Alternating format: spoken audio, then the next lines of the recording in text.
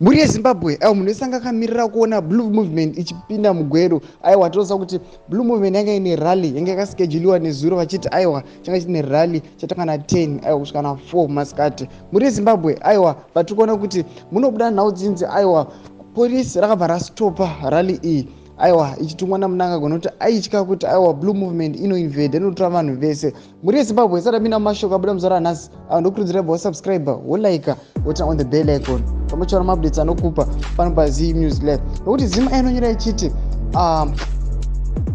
in a startling turn of events, police have violently blocked the scheduled blue movement rally set to take place in Mkoba on Sunday morning.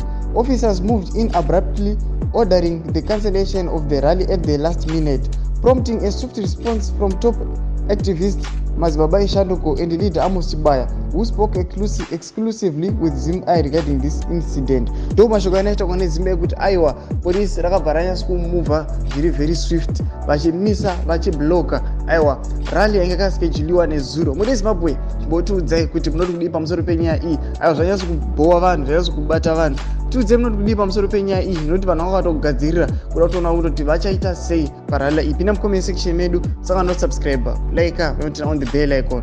Tamuchona maupdates anokupa pano paZim News Live.